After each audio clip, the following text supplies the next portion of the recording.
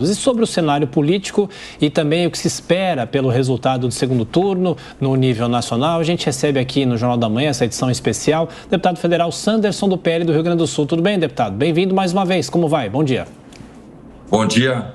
Um dia histórico para todos nós, afinal, estamos diante, sem sombra de dúvida, das eleições mais importantes da história do Brasil. Então, mesmo num clima de apreensão, estamos muito otimistas de que o nosso projeto liderado por Jair Bolsonaro, será vitorioso para o bem do Brasil, um projeto que foi levado aos cantões do Brasil e por onde nós passamos, vimos uma verdadeira multidão de pessoas abraçando, acarinhando o presidente Bolsonaro, o que nos dá muita esperança, muito otimismo, e as perspectivas são as melhores possíveis para hoje, no final do dia, vermos a vitória triunfar. Deputado, o senhor concorda? A gente pegou as últimas pesquisas também, as pesquisas que estão nessa análise sendo muito criticadas nessa eleição, principalmente depois do primeiro turno, mas o senhor concorda que, independente de quem ganhar, o resultado vai ser muito apertado? Sim, a expectativa é de que essa disputa acirrada, né, levará ali um ponto e meio, né? Não há, nós não temos uma expectativa de vencer com larga margem. A expectativa é de vencer as eleições, é uma eleição apertada. Vejam que no primeiro turno foram 6 milhões apenas, né? 6 milhões no universo de 160 milhões, é muito pouco. Num cenário em que 32 milhões de pessoas não foram às urnas. Se 20% desses 32 milhões forem às urnas agora e votarem em Bolsonaro, nós teremos plenas condições de já virar esses 6 milhões, sem falar de um panorama que nós enxergamos nas ruas, onde muitas pessoas, né, que não tinham votado em Jair Bolsonaro, conhecendo de forma mais esmiuçada o projeto de Jair Bolsonaro, já indicaram voto ao presidente Bolsonaro. Então, claro, trata-se de uma eleição complexa, né, com dois perfis muito diferentes um do outro, né? Jair Bolsonaro com um perfil nacionalista, responsável, que buscou, nesses 4 anos, ter muita seriedade na condução da coisa pública, se preocupando com corrupção, aliás, extinguindo a corrupção dentro da governança federal, e um outro, que até esses dias, todos nós acompanhamos, estava preso justamente por ter roubado o país. Então, é uma decisão importantíssima e hoje, no final da noite, saberemos sim se o Brasil continuará no rumo do progresso ou se entrará naquele marasmo de novo de escândalos, de Estado inchado, de compadrio nas indicações políticas. Então, e nisso nós estamos muito tranquilos de que tudo aquilo que nós tínhamos que fazer foi uma campanha propositiva e, por isso, a expectativa para nós, estamos ao lado de Jair Bolsonaro, a expectativa é, sim, a melhor possível. O deputado, e como deve ser o nosso amanhã, hein? A segunda-feira deve ser tranquila? O senhor acredita em aceitação de resultado por ambas as partes, pelos candidatos e também pelos seus apoiadores? A democracia, sem sombra de dúvida, sairá fortalecida a partir dessas eleições, né?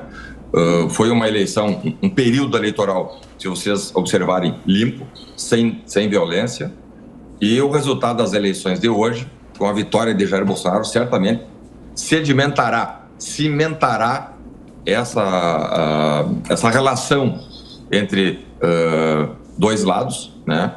E a expectativa, sim, é de que a democracia sairá ainda mais fortalecida. Isso é importante a gente registrar, que o próprio presidente Bolsonaro não se cansa de falar que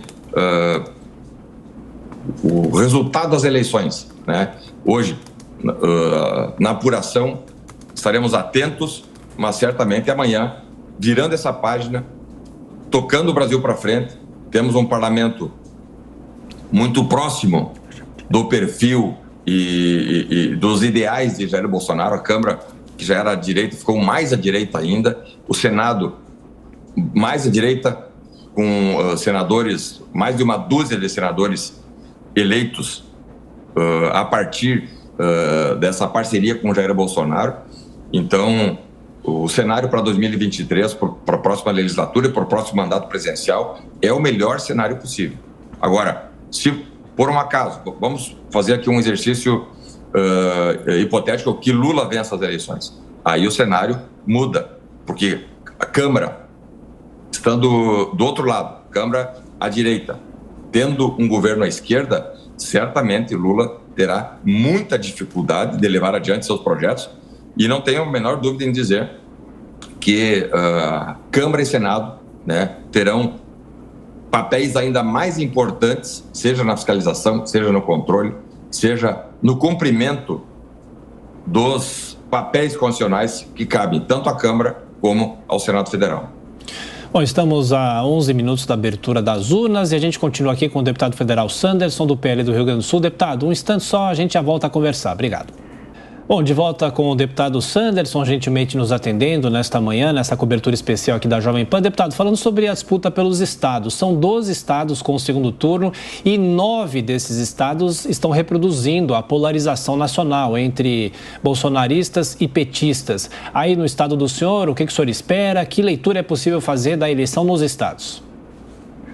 A leitura é similar à leitura que nós fazemos do cenário nacional. Aqui no Rio Grande do Sul, por exemplo, temos o Onyx Lorenzoni, que foi ministro do governo Bolsonaro, do PL, numa candidatura que representa o perfil dos conservadores do Rio Grande do Sul, de direita, contra o PSDB, do ex-governador, que ele renunciou, depois colocou novamente sua candidatura, e o PSDB tem aí o apoiamento da esquerda do Rio Grande do Sul, do PT. Vários partidos da esquerda estão fechados com a candidatura do PSDB de Eduardo Leite. Então, aqui no Rio Grande do Sul, tanto quanto a nível nacional, temos aí a direita contra a esquerda, né?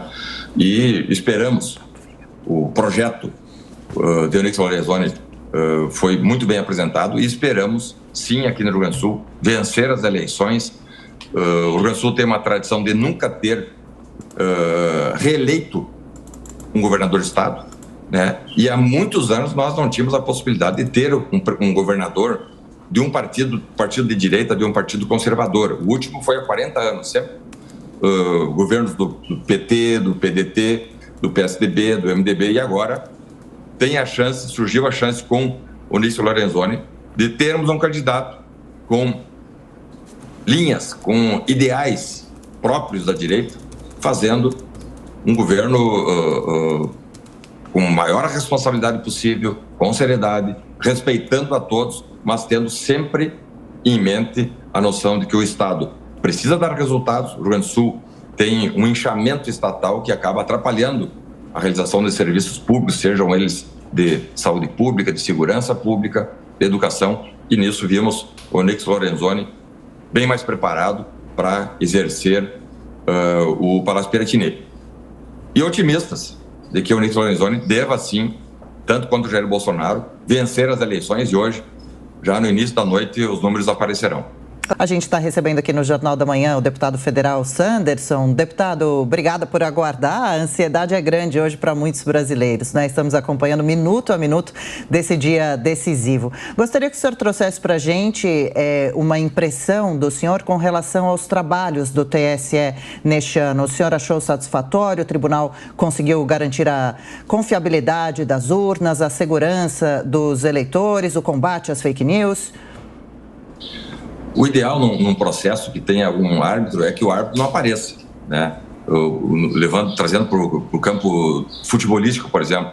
Quando o árbitro aparece demais, é porque alguma coisa ocorreu de forma errada, equivocada. E na minha visão, né, nesse processo todo, o TSE apareceu demais, né? Apresentando ingerências onde não deveria ter ingerido, e com isso trouxe aí uma espécie de um esgarçamento político, né?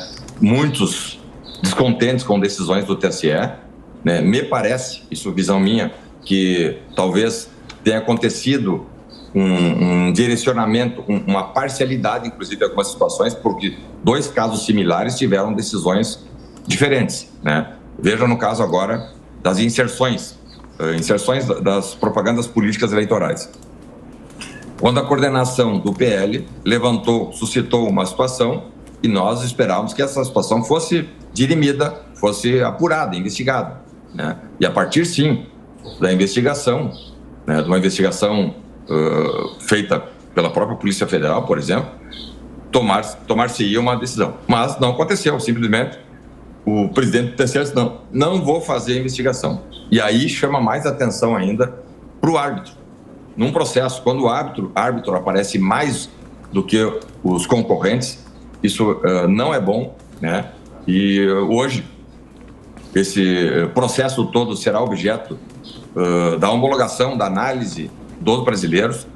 E esperamos que até isso, esses posicionamentos, né, favorecendo de forma flagrante mais um candidato do que o outro, será também levado em conta pelo eleitor, né? E já no início da noite teremos aí o resultado. Agora, repisando e reforçando o que eu disse, quando o juiz aparece mais do que os autores, do que os concorrentes, é sinal de que alguma coisa não aconteceu de correto, né? E o sistema de justiça brasileiro, né, precisa ter em mente.